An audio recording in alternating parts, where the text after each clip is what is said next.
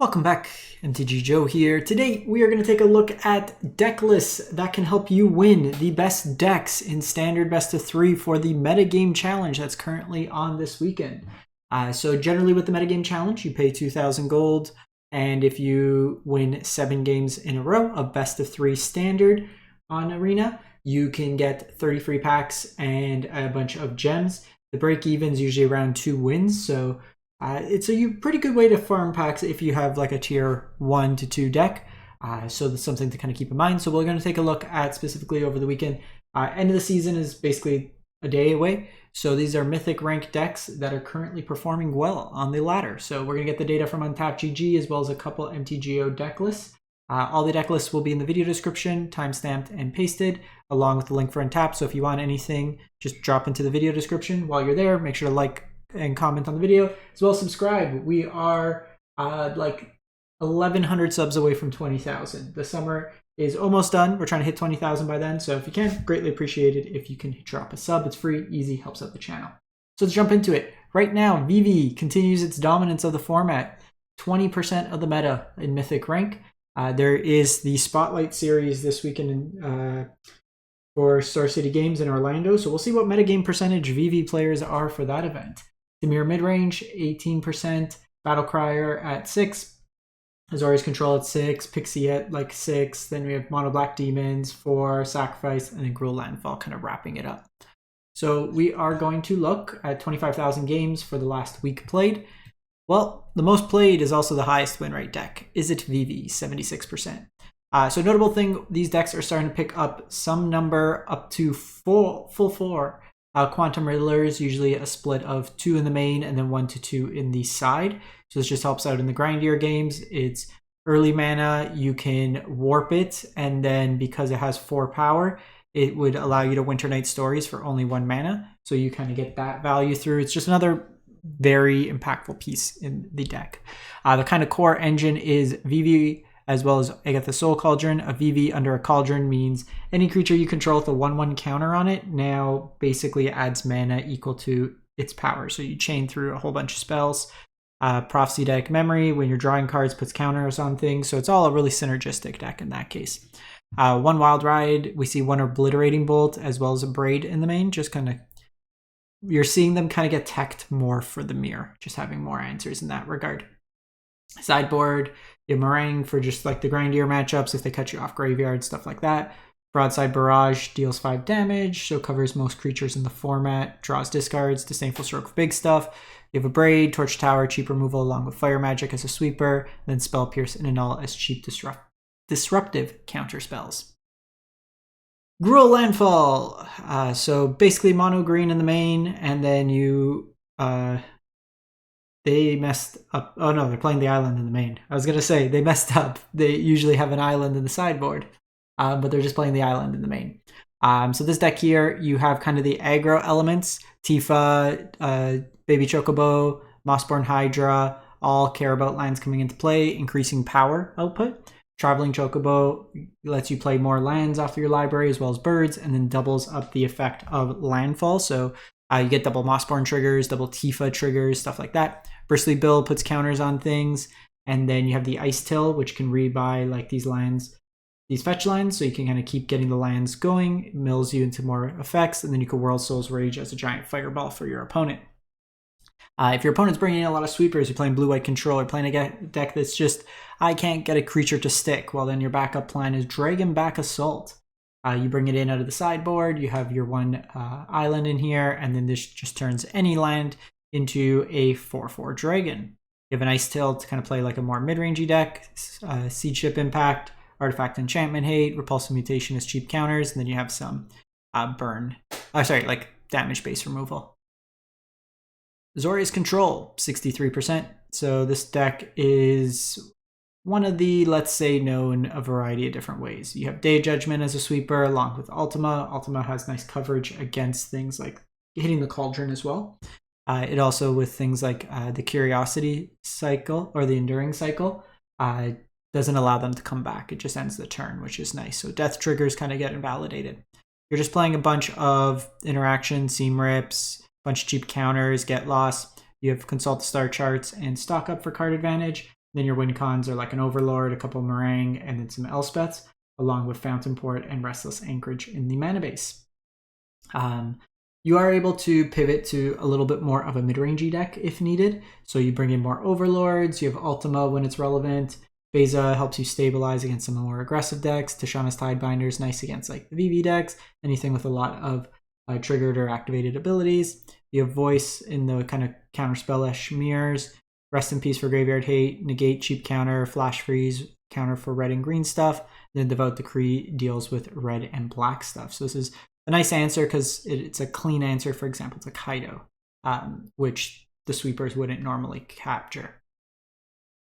Speaking of Kaido, we have Dimir Midrange, 63%, or 62 and change. So this deck here, there's a lot of flex spots. We're seeing the 3-drop being a split between Tishana's Tidebinder and Lord Skitter. Skitter lets you go wide and then also eats the graveyard, which can help against some of like the decks like Vivi, which does have some graveyard interaction. You also have Azure Beastbinder. So this card here lets you tap down like the VV in the sense that it makes it a 2/2, loses its ability. You can tap down the Cauldron. So there's various kind of effects like that. You have Cecil, Spyglass Siren. So no Bat. Bat just dies at this point. Like you eat their hand, but it's very weak in terms of the format. Intimidation Tactics is a nice discard effect because it exiles and hits either the Cauldron or any of the creatures. Then it's just some cheap interaction, Tragic Trajectory, Shoot the Sheriff, Long Goodbye, your Kaido, Enduring Curiosity to refill your hands. Ren, anything with like death triggers is relevant against like some of the smaller decks when you're scaling up your creatures. This just makes you an army, which is nice. It's also hard to interact with.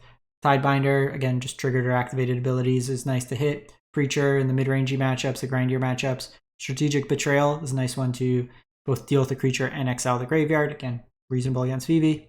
A lot of the context here is what's good against Vivi. You have your cheap counter package and all the Disdainful Stroke negates, tactics, and then the rest for hand hate.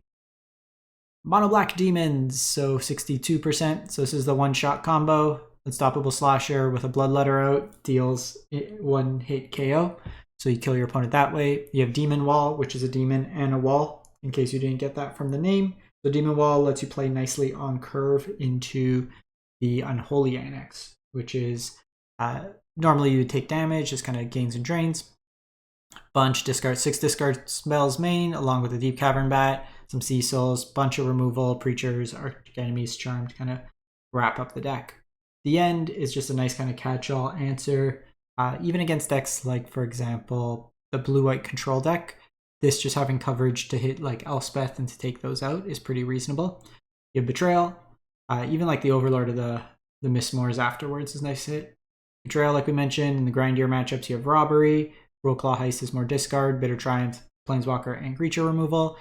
0-point Ballad's kind of the fire magic effect in the black colors. Stab, cheap removal, and then 3 pieces of graveyard hate. From the windows to the wall to the Temur Battlecriers, let's go. 58%. So this one here, Temur Battlecrier, the namesake of the deck, makes each card you cast during your turn cost 1 less for each creature 4 or more power. So you basically will chain together like Outcaster Trailblazers, you reduce the cost of things, you get in free roaming thrones, you can name either Human Druid and then make more mana or draw more cards, or you name Dragon and then you just double up the triggers when Dragonhawk comes in.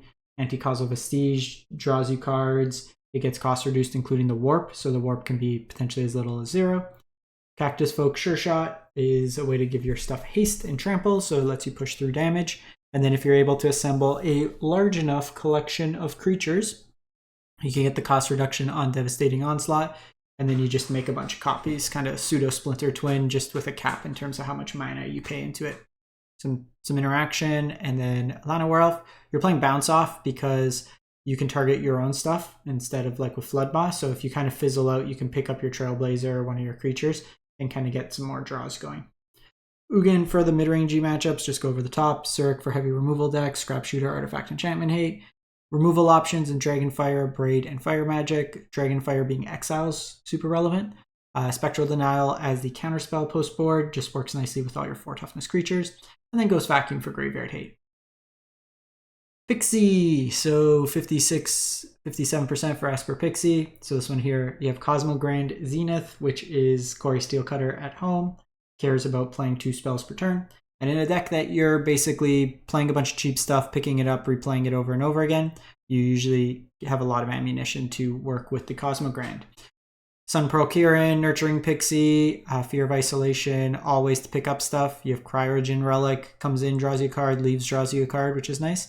Bunch of removal between Momentum Breaker, Nowhere to Run, Shoot the Sheriff, Tragic Trajectory, Bitter Triumph all in here. And then you also have like the lines with Storm Chaser Talent to pick up stuff, and then stock up to refill your hand. Surgical Suite is in here.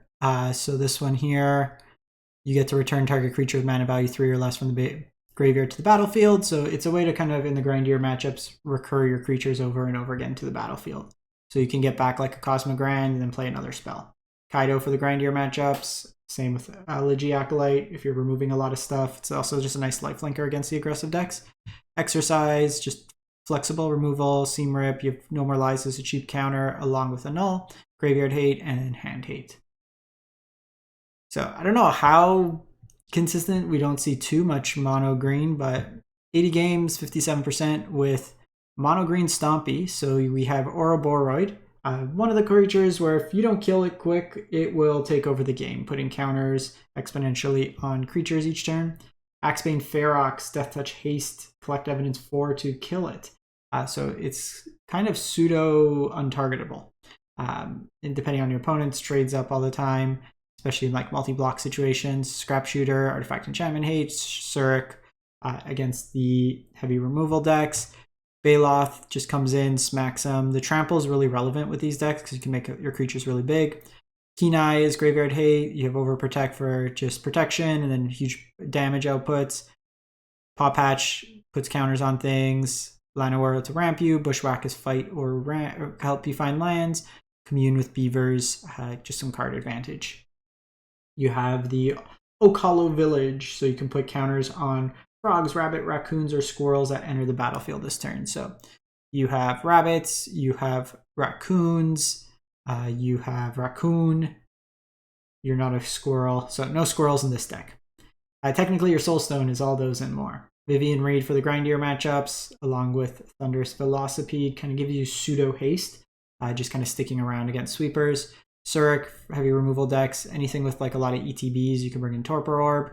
Paw Patch, pick your poison, just flexible kind of artifact enchantment, flyer, graveyard kind of hate, or actually not graveyard hate. Heritage Reclamation is the graveyard hate. I'd probably play Heritage Reclamation over pick your poison. Being able to target, I think, is really relevant, especially against stuff like Pixie, where they'll have so much kind of fodder.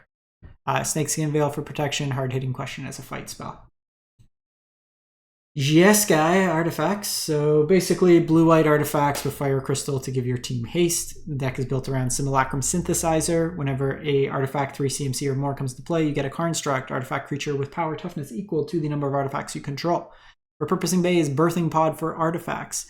So you sack an artifact and then you go search for an artifact with 1 CMC or more. So you have a bunch of 2-drops that have ETB effects. Carrot Cake makes you a token. Clayfire Bricks finds you a land. Relic draws you a card. Spring Loaded Saw Blades is removal. Then you can sack them and either find like your synths, sweepers, targeted removal, stuff like that. You can go up to get Fire Crystal to haste out these artifacts. Thousand Moon Smithy makes you more creatures. You have like White Aurosite as another just kind of exile effect. And then United Battlefront finds you all these effects. If your opponent's blowing up your Simulacrum Synthesizer, you have a Stelly Reclaimer. You can warp it in and then return the Simulacrum to play. More sweepers, Voice Victory for the heavy counterspell decks, Rest in Peace for Graveyard Hate, No More Lies, cheap counters, Bounce and Flood Maw, Authority for the aggressive decks, and a Null for Artifact Enchantment Hate. So 2 more decks I wanted to cover. So there's a 4-color control deck that's been going around. So this one is from MTGO. That guy Champ, we got 5-0 with it. And it's basically Jeskai Black. So your Jeskai control deck, you have Meringue River Regents, Helix, Mystical Teaching lets you tutor for stuff. It's also got flashback with the black. In the main board, you're basically playing that black, and then Inevitable Defeat. 4 mana, it's basically Lightning Helix with exiling a non-land permanent, which is really strong. You have Jeskai Revelation as your kind of top-end effect. consult the star charts as card advantage. You're playing more instant speed with this deck, so more consult, only one stock up. Ultima is a sweeper. This one's main boarding, rest in peace. So you're kind of playing in that realm. Flash freeze, cheap counters along with negate. More rest in peace for graveyard hate. Conceals flanker for graveyard hate. High noon for any deck looking to play multiple spells per turn. Stoic Sphinx, as well as Sphinx of the Forgotten Lore. Just more threats you can bring in. Instant speed with the Stoic lets you just kind of put pressure in the control-y matchups, stuff like that, where some of your removal isn't as relevant. In order to run cheap removal, Miss Moors for the grindier matchups. Mistrise Village, if your opponent's playing a lot of counters, you can bring it in. And then Fire Magic as a sweeper. And lastly, this version of Mono Red has been putting up results lately. This one's only 4-2, but I've seen, like, this was in the MTGO challenge. They were top 16, but I've seen folks having success with it on like Twitter, stuff like that. So we still have kind of our Hired Claw package, Nova Hellkite. We have no mice actually in this one, which is interesting, but Twin Moss, Stormbrood, Screaming Nemesis, and we have Razorkin Needlehead. 2 mana, 2/2. That's first strike. Whenever an opponent draws a card, deals 1 damage. So against Vivi, whenever they're drawing cards, they're taking ping damage over and over and over again. Then we have Scalding Viper, just a... Well, I guess you do have Starting Town and River Pyre, so that works there. But the Scalding Viper can bounce something, and then whenever an opponent casts a spell 3 CMC or less, deals 1 damage to that player. So again, just kind of Vivi wants to play a lot of spells per turn. Well, now every time you play a spell, it's going to hurt you. Burst Lightning, Strikes, and a Braid main. Soulstone, Mountain. No Rockface Village because you're not playing the mouse package. Fire Magic is a sweeper against the Go Wide decks. Obliterating Bolt, removal that exiles, a Braids with some coverage, and then Sunspine Links for the greedier mana bases. So that is basically it for the week for the Metagame Challenge. Good luck those playing. Let me know if you get 7 wins with anything. Curious to see what people are playing with. Try to give it a run. I am trying to just lock in my top 1200. I did the play 1 game to lock it up. Just went on the craziest losing streak down to 92%, and now I'm back up to 1200. So I just got to get that final slot. So we will catch you next time. Thanks for watching. Have a great one.